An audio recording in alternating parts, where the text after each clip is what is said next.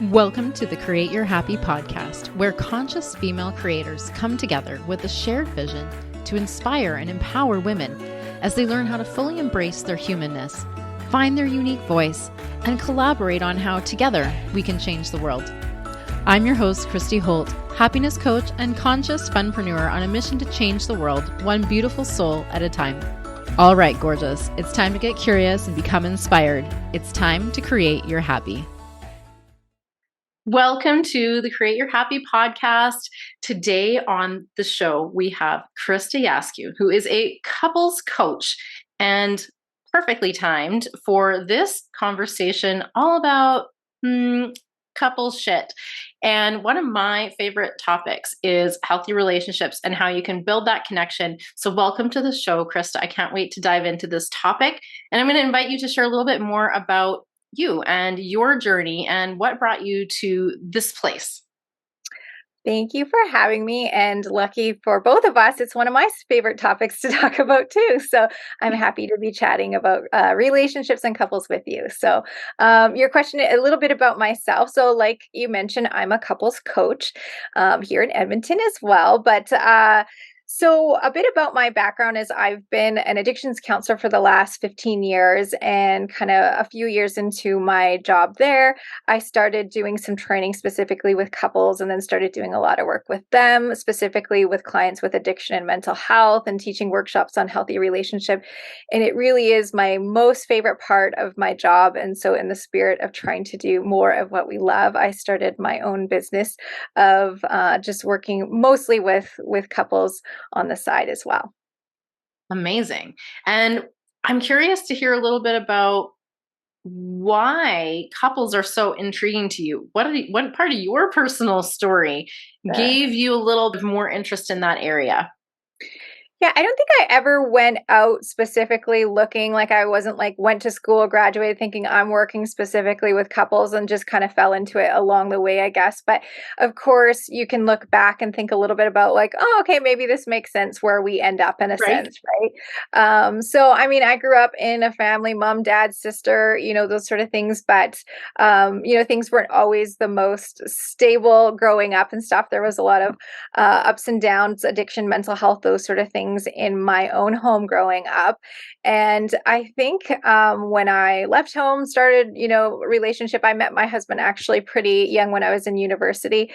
And I just had this kind of unconscious, like, I don't know, commitment to myself of like wanting to break some of those cycles. And I've worked really hard at creating healthy relationships for myself and my partner and my family, and learned a lot, obviously, through my training and stuff as a counselor and stuff, and what I could apply to my own life, and then just feel that sort of pull to share what I know and what I've learned along the way with other people. Yeah, and I think that's the way it is, right? Our journey sort of takes us along this interesting path, and sometimes it doesn't make a lot of sense. But Mm-hmm. together, at the end of the day, all the pieces kind of come together, and voila, you find your passion. And it often comes out of those experiences that we've had, the ones that we want to share with others, or the ones that we want to break free of, right? Tend to take us in a direction to, do something that feels purposeful in our life. Yeah. And I'm personally super passionate about relationships too. I have, in full disclosure, we're being real vulnerable here today. I've been married twice. My first husband actually announced to me about a year into our marriage that he is gay.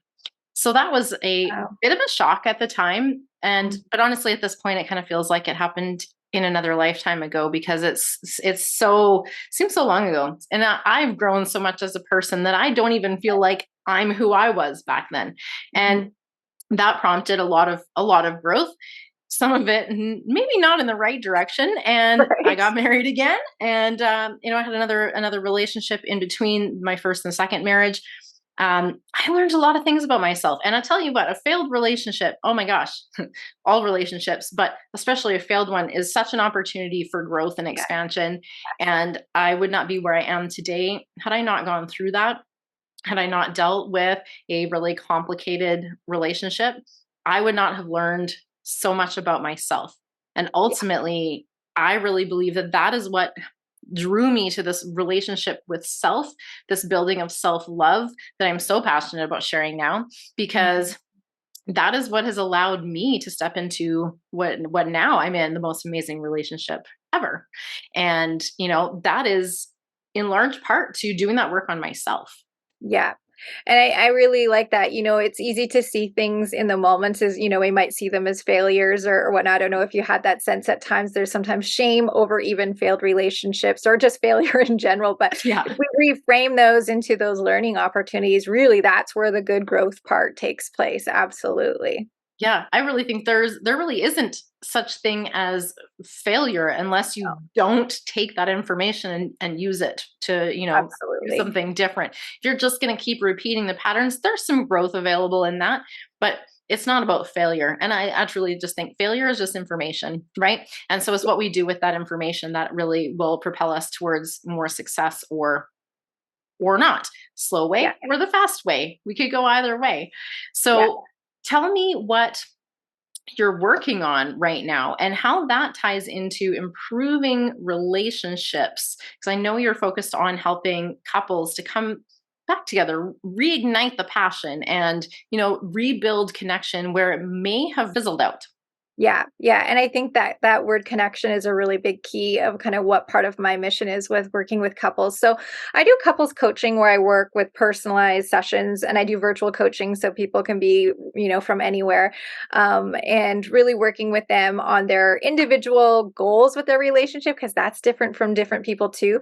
But I like to take a strength based perspective too, is like each couple comes in with their own strengths in that relationship, not just their dysfunction in a sense. And so I like to really work on those kind of individual sort of, what they're looking to get out of that relationship. And, sometimes it's just working on a few sessions and tweaking communication, but, the real growth is kind of some of that long term stuff where you can really dig into those, use the word patterns. I love kind of dissecting like where did these patterns come from? Because they're not just between the couple, they're really about where did these patterns come from intergenerationally and, where did they learn these things? Because I'm a true believer that, couples are not trying to piss each other's off. They're not trying Oh, to be difficult, but they're caught up in their own, family systems and what they've learned and their perceptions and, those sort of things. So helping untangle a little bit where those sort of things come from so they have a better understanding of themselves and their partners can have a better understanding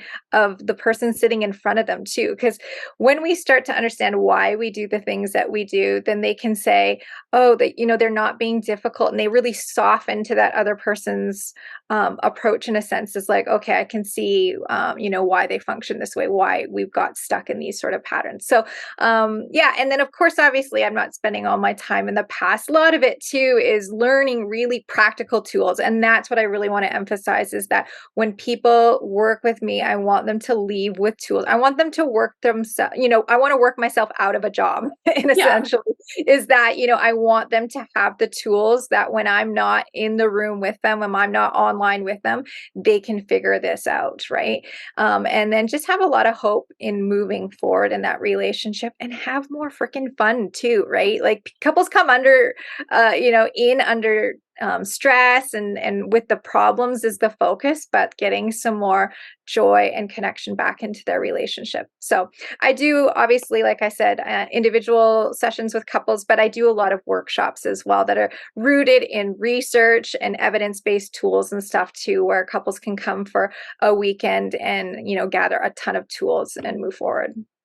Yeah, and I think awareness is really crucial here because I think a lot of these patterns arise from, well, you mentioned intergenerational, so that, yes, and childhood, right? Mhm. And so having that compassion and doing a little bit of that sort of inner child healing work, if you will, to understand that most of those were survival instincts and that Yes. there's nothing to carry forward here. It worked, it did its job in the time, but now we're ready to release that and move on and build different patterns, right? So that we can break out of the loops that keep us repeating the same sort of cycles over and over. We Yeah. want freedom. We don't want to be functioning in survival mode, autopilot reaction. We Yes. want to become more present and grounded so that we can respond intentionally, right? And that's how we can build conscious relationships. And this is, applies to all kinds of relationships, not just a marriage or romantic relationship. But this is also going to impact the relationship that you have with your kids, with your boss, Mhm. with your coworkers, with your friends, whoever else you have relationships with. And then expanding even beyond that, the relationship that you have with yourself, that being the key foundation, obviously the key topic of this whole season of the show, impacts your relationship with your body and food and money and abundance and all of the things that you want to create in the world. And like you touched on, we aren't here to suffer and struggle through it. We're here to have a good, fun life. And our intended state is feeling good. We all want that connection and that Yeah. love. And Yeah. so, like you said, really, we're not, no one goes into a relationship thinking like, I'm just gonna do whatever, I don't care about that. No, we go in, we want that connection. And what happens is that connection gets blocked by these patterns, and we're not aware, right? So increasing that awareness, we can really start to shift out of the patterns. And sometimes, well, it does take two people to participate in this. And sometimes shifting out of the pattern results in an instant reconnection in your relationship, and sometimes it doesn't. Do you have any thoughts to share on that?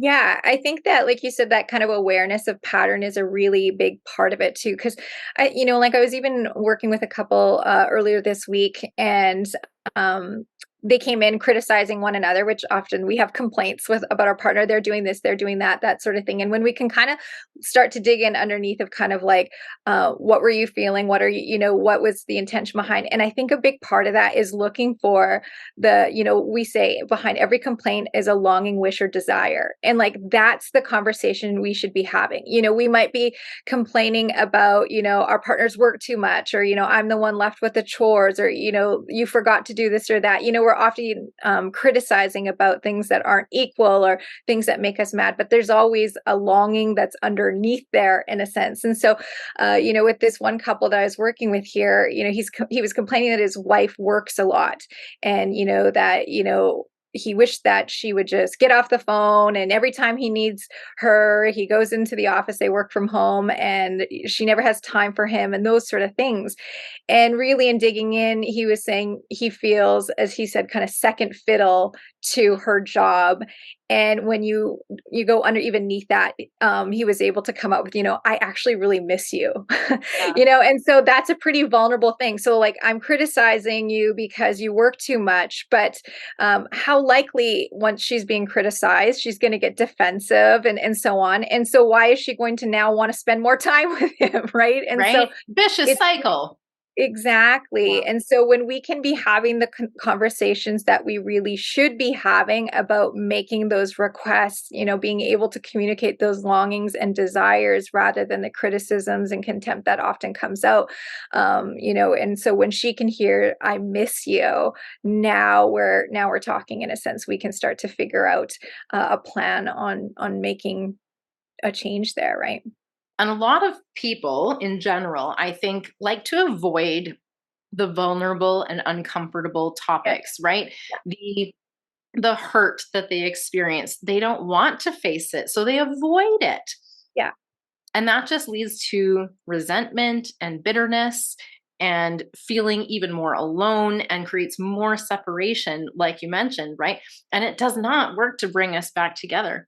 And yet, so many people are terrified of the vulnerability. And Yeah. it is not, it's not weak. It's actually extremely strong and courageous to be vulnerable and to express those needs. And it's very, very challenging to maneuver in a society where we've been taught that that is weakness, right? Yeah. Especially in men. And now there, that those generations where we've had this sort of societal conditioning have grown up, and these men are, middle aged and upwards, and still are afraid to be vulnerable. And that really can cause a lot of this separation and this distance in relationship. Yeah. So what would you suggest to people who are encountering that problem, like talking to a brick wall or getting the Mhm. silent treatment, which, by the way, toxic AF? Yes. um, so what would you suggest for those ladies who are kind of struggling with this unwillingness by their partner Mhm. to be vulnerable? So one of the things I think that even for these men, that probably has to even precede the vulnerability is back to that word again, awareness of their own feelings. So let's take this gentleman who is fighting with his wife about her working too much. And I don't think in that moment he really even realized his Right. longing was that he missed her, you know? So I think there's an awareness of like, what is that need that I'm actually having in order for me to be able to communicate that. But for him to say, I miss you feels much more vulnerable than, the complaint in a sense, right? So, but he needs to know what that is. But I mean, that's not just for men too, that's for Right. women as well. I mean, we're great at complaining. 80% of complaints in relationships are brought up by women. That's just statistically, I know that's not for everyone. I would say that's 100% true. It's probably more in my relationship. I'm married to a very quiet guy who doesn't want to talk about feelings, and he's married to, somebody who has to Talk about really feelings a dissect lot. everything, right? And so, but I often take that to heart. If I'm going to be the one that's going to bring up the issues, I'm going to do it in a way that yields a good conversation, right? But Yeah. so, I mean, I think there needs to be an awareness of what the need is there. And that's a big part of that's what's great about working with a therapist or a coach or those sort of things is understanding those desires underneath in a sense. But I mean, I think part of it is creating a ritual around Mhm. communication is a big part of it too, because those vulnerable conversations don't spontaneously happen in most homes, right?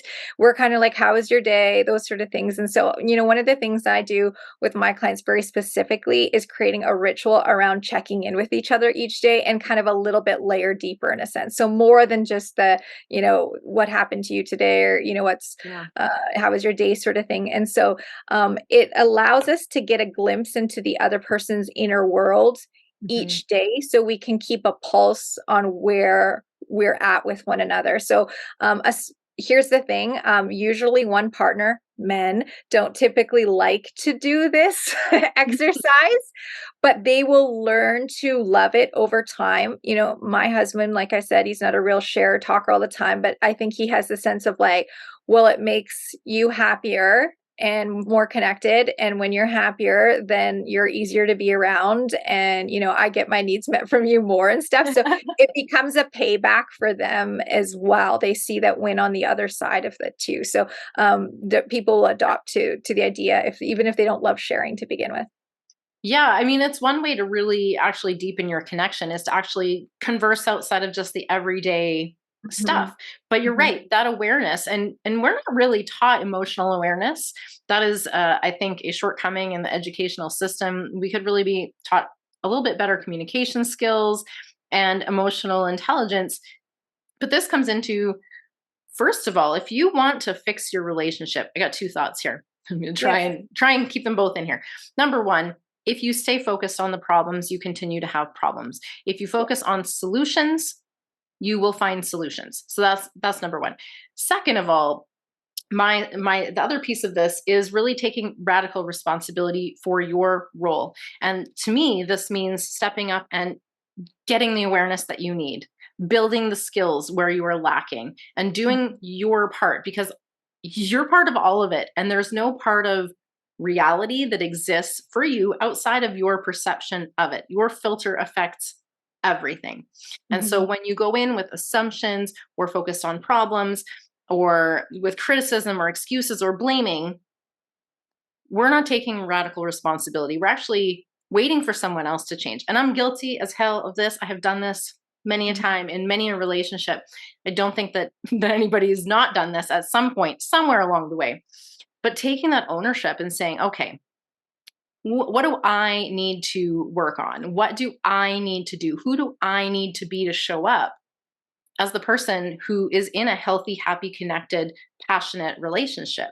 Yeah. Right, what are the habits that we need to build and work on? And I love this idea of the habits because when you do something consistently, it doesn't have to be a big thing, it feels normal, right? Mhm. So if you connect daily and Mhm. share about your inner world on a regular basis, yeah, it might feel weird as fuck at start, right? Because it might not be something that you're used to. It might feel very much outside of your comfort zone, but if you build in these small habits, eventually it becomes like second nature and that begins to feel normal. And now, when you can feel normal, when you're connected and really relating on a deeper level, then it starts to feel weird, abnormal when you start to disconnect, which is a much more favorable sort of position to be in. And the same Yeah. thing I think goes with intimacy, right?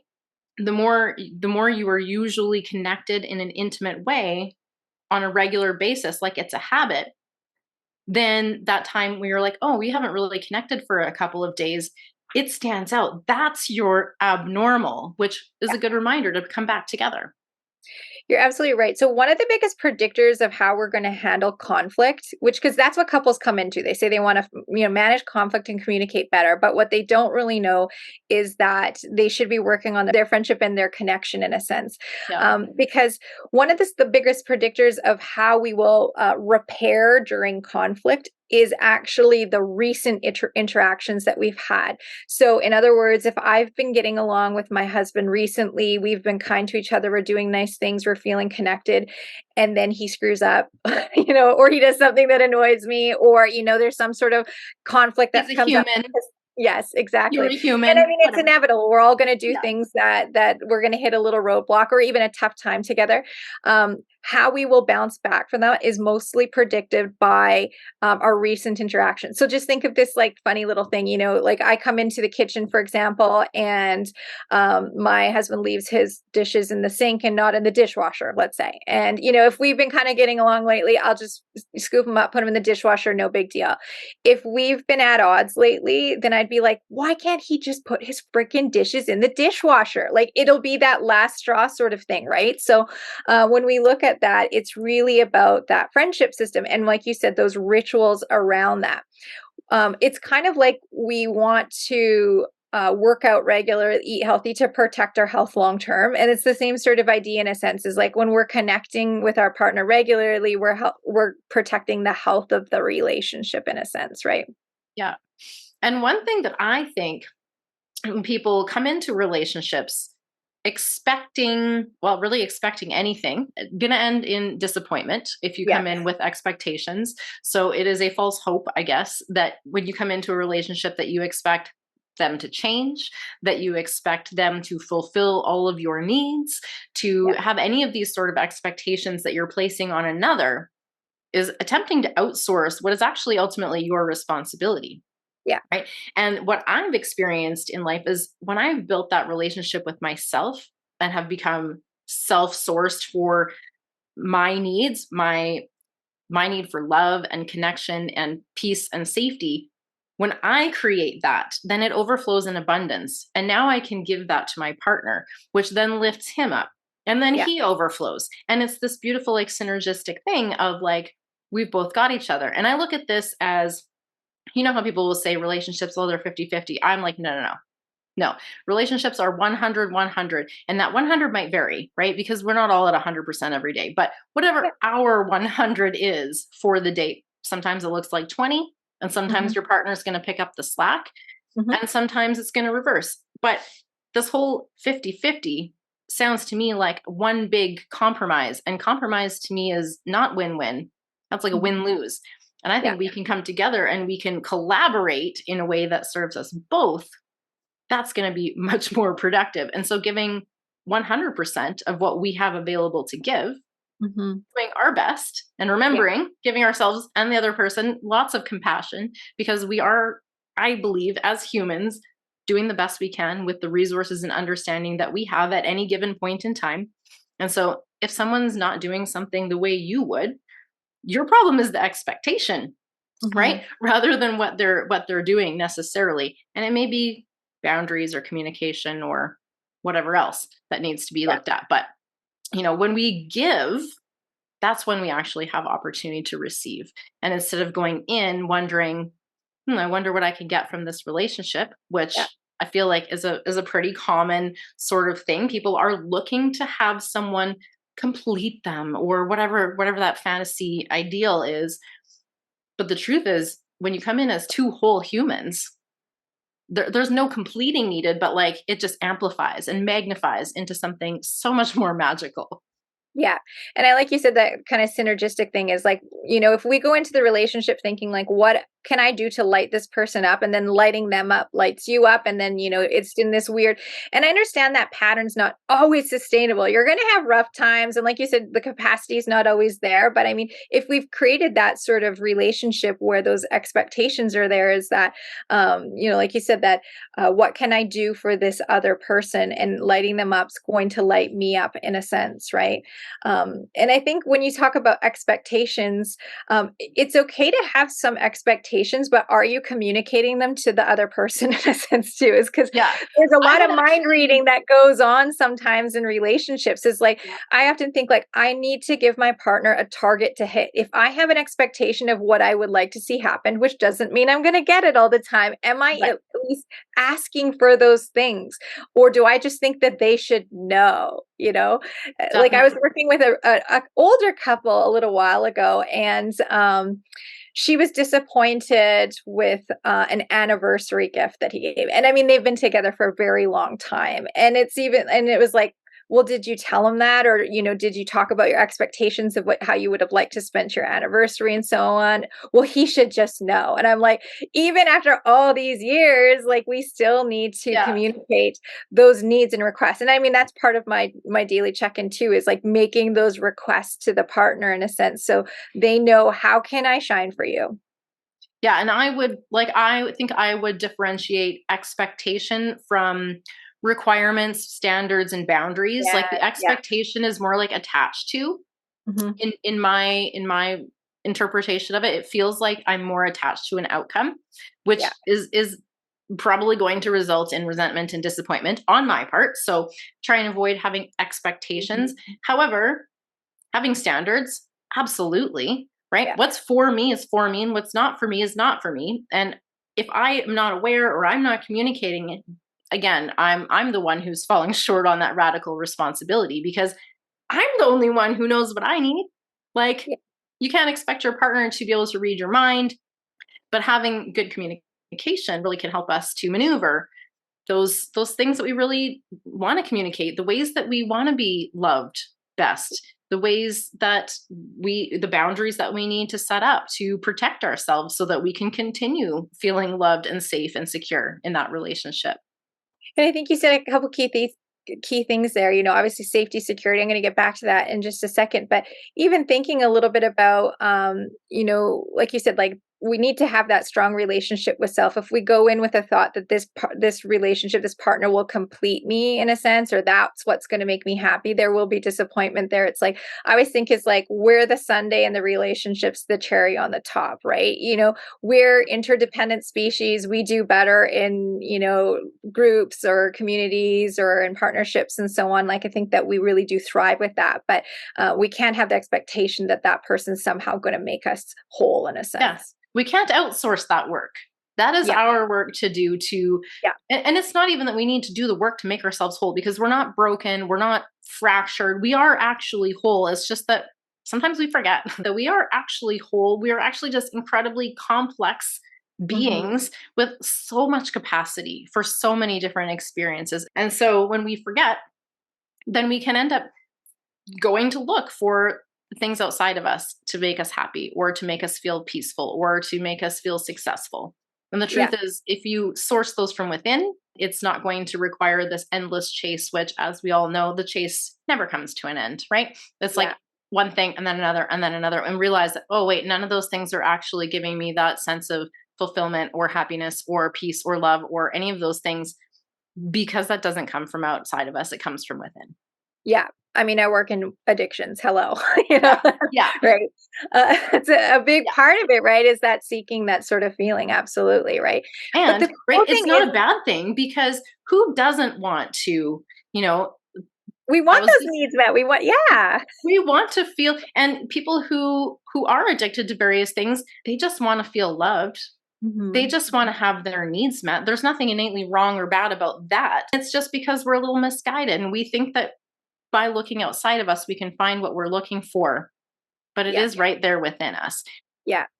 But the cool thing is, and this is what I love working about couples, and I think maybe not everybody forms that kind of inner work can be done in the context of couples work. This is what's really cool. Yeah. It's like your partner gets to witness that alongside you to see Mhm. that growth. I mean, a lot of what happens after couples counseling, yes, they grow as a couple, but they're growing as individuals alongside the other person because they're gaining a better understanding of themselves and the relationship. So that's what I like about working with couples. And I mean, maybe even sometimes there's a piece missing from just individual work is that now your partner is just that, a partner alongside that in a sense.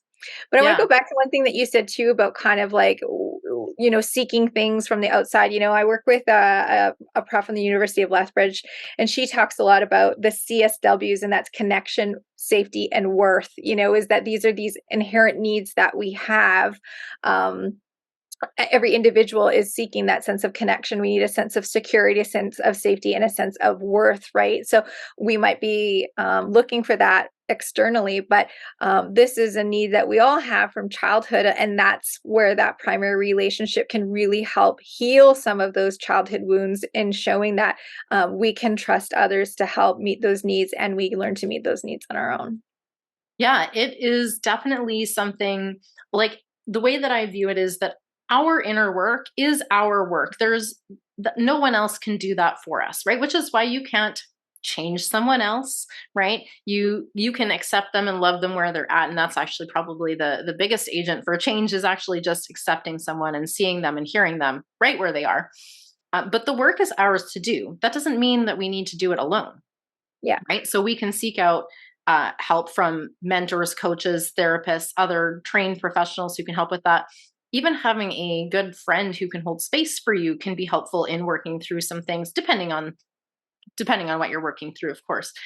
But right when you're both doing this work, man, when you come together, like it just is magnified because you have so much more to give when you Yeah. are feeling and understanding and realizing how whole you already are and how you have the answers. Your answers are within you. And so when Hmm. you realize that and you stop asking your partner for things they can't do, they can't complete the parts that are within you, right? Hmm. You can then let them off the hook, and there's compassion for everybody in that situation. And I think that is just such a nice space to operate in where the expectations are very low, but the passion and connection is really high. Hmm. Yeah. I would agree with that for sure. And yeah, there's so many different ways to approach that. I mean, obviously I look kind of from like an attachment lens and Yeah. obviously from a couple's point of view and stuff, but just reinforcing that sense of like you can do this work on your own. You can drag your partner along in with with you in a sense Or too. try And to. you both, yeah, exactly. And you will both reap the benefits of that as you grow together. Yeah, I certainly have had clients, and um, it has been just that I was working with the wife, Yeah. and some small shifts in Mhm. her perspective and her understanding, her own awareness, and growing a bit of that self love really completely transformed her relationship. But it Yeah. does take two, right? So, depending on the level of willingness of the other party, sometimes that will completely transform things. Mhm. Sometimes it will actually highlight, like in my second marriage, it Yes. highlighted for me where either I was basically not holding my own boundaries, Yeah. and I was allowing things, tolerating things that did not feel loving to me. Yeah. And so when I did the work, I realized, oh shit, like this is partially me. And this is not about blame or fault finding or anything like that. It's just No. to say, I want something different. I'm the one who creates that, right? As Yeah. opposed to outsourcing it and expecting and waiting and hoping and praying. I stepped up, right? And I Yeah. said, okay, who do I need to be? This is the way that I would like my relationship to look. Yeah. Who do I need to be in order to be half of that relationship, right? Contributing my 100% to that relationship. And that Yeah. changed everything, of course. But now I am with the most amazing partner. And I attribute that almost entirely to building this relationship with myself. Because if Mhm. I did not have that strong basis, before that, I didn't know what I wanted. I had a hard Mhm. time. I knew what I didn't want. And, Yeah. I know we're all real good at that. And I could write a long list of all the things that I didn't like and didn't want.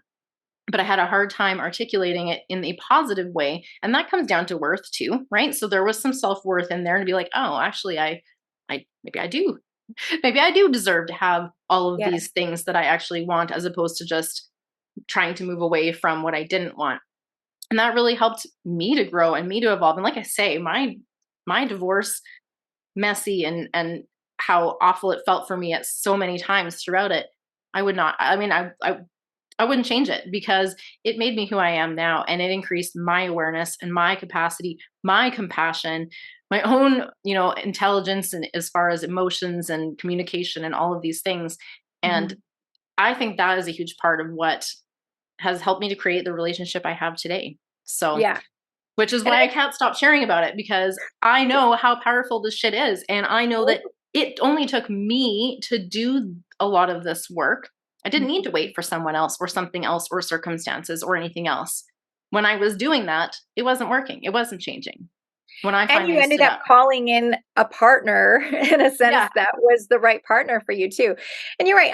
I've worked with couples who have definitely decided to part ways at the end of their time together, but they've always kind of thanked me for that time and really felt like, well, we're better off. Maybe they're co-parenting or they've learned more about themselves and stuff. So even if a relationship decides to, if they decide to dissolve the relationship for whatever reasons, I think whether they're doing that individual work, whether they're doing the couples work, they're still going to reap the benefits of that. And yeah, sometimes the relationship's just not a good fit, or it's outgrown a phase of life that we're in, but we're better off, like going back to what we said at the beginning, is reframing those things as learning opportunities. When we're young and we maybe make poor choices and we don't know ourselves and we haven't explored ourselves in that way, maybe we don't quite realize what it is that we want, right? We may have some awareness of what we don't want, like I had, but to know what you really want and what that really looks like, that takes a different level of doing the work, right?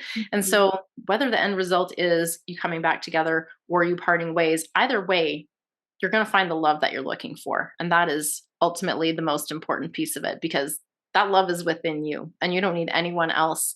You just need to find it within yourself. Yeah, and I couldn't agree more. And just especially like we're navigating relationships all the time, whether it's through our coworkers, whether it's with our own parents or siblings. I know not everybody listening has kids and stuff too, but I mean that is reason enough to do this this sort of work, if you will, is trying to Amen. change patterns. Like nothing is more humbling than watching your own parents come out of your mouth as a parent. In a sense, Mm, it's like everybody wants to give their kids a better opportunity, and we want to raise our kids better than we were even raised, even if we had a great upbringing and stuff. yeah, But we want to change those patterns to serve other people better, right? So I think that absolutely. is a big part of doing some, and especially kind of the couples work is benefiting some of those other relationships around us, especially with our kids. For sure. And I think, everybody that goes into having a family has Mm. the intention of, loving their kids in the best way possible. And I'll Yes. tell you what, doing the work on yourself is primo number one, thing you can do to love your kids. And this Mhm. is something that in my marriage, I had been staying, trying to make it work Yes. when it wasn't a fit. And yet I was staying because I thought that was what was best for my kids. Don't Mhm. want to have a broken family and all these shoulds and coulds and whatever. Yes. But one day I realized that what they really needed was for me to learn to love myself so that I could be fully present for them. And that Yeah. that's what I needed to do. And so that at that point when I realized I might need to leave, Yeah. that changed everything, because I really just shifted the focus and realized if I'm going to break this pattern, and for me, in my mind, it was actually the realization that if I don't do something different, if things don't change, this is the pattern that is going to potentially repeat in my children's marriages and in my grandchildren's marriages. I just kind of realized that that wasn't going to be what I wanted to leave as my legacy. So, Yeah. And the research would totally support that, in that, to have two relatively secure parents separate rather than to yes. an insecure relationship in the home. I mean, that's a better route for sure.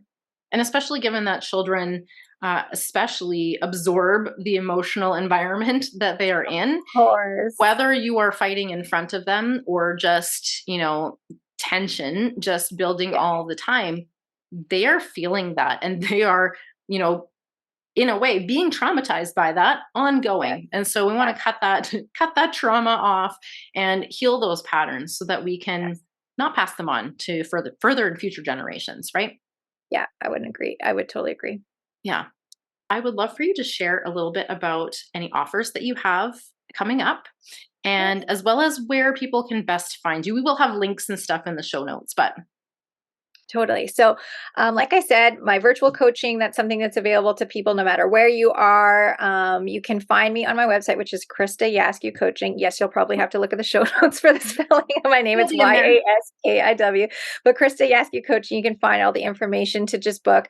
I love to just have a quick chat with people to see if we're a good fit to work. So if you're wondering, is this for me? Even if you're an individual or a couple, please reach out to me. I love to connect with people. I also offer workshops, and they're based on the research of John Gottman, the Gottman Institute, which is like the leading experts around all things couples and stuff. So, like I'd mentioned earlier, is my workshops are evidence based. You're walking away with tons of tools, and it's just a really good opportunity to connect with your partner too. So, I do have a workshop that's 2 days here in Edmonton that's live coming up on February 25th and 26th. If you're listening to that around there, but I also have, every couple months I do another cycle of workshops, and some of them can be virtual too. So keep a lookout for that. So those are kind of two things that I would suggest people checking out. And then I also offer, I have a book, a journal for couples, like I've mentioned a couple times, the daily check-in Yeah. that I would encourage people to check out. They can find that on Amazon, called the Daily Check-in Journal, or they can even just go to my website. There's a big blue box on the front page where you can download the prompts that are in the journal for free. So if you're kind of like, oh, I don't know what this is about, I don't know if I want to grab the journal or whatever, you can at least download those from free and check out and do a little practice check in with your partner. So Awesome. Yeah. And if anybody is looking for some relationship mentorship, my Mhm. partner and I actually offer that as well on a, I don't know, 2-to-2 basis or whatever. I know he's You always know, saying 1-to-1, but I'm like, it's not really like one-to-one. I know, like 1-to-1, but also both of us, both of you, that kind of Yeah. thing. Yeah. So if that kind of mentorship is appealing, feel free to reach out. We love having conversations too, and we ultimately want to spread love. We want to spread happiness. We want Mhm. to help people to live their best life at the end of the day. So Yeah, and follow me on social media too, which is just like at KristaYaskewCoaching.com. I'm always putting out lots of little lighthearted tips, videos, those sort of things that are just kind of practical things you can implement to do in your relationship too. So yeah. And I would love to wrap up the episode with, I'm just gonna spring a question on you.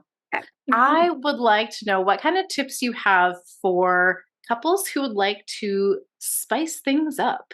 Gosh, well, now that we're at Valentine's Day, well, I mean, this might not sound so spicy, but I think everything is foreplay, Oh in a yeah. sense, right?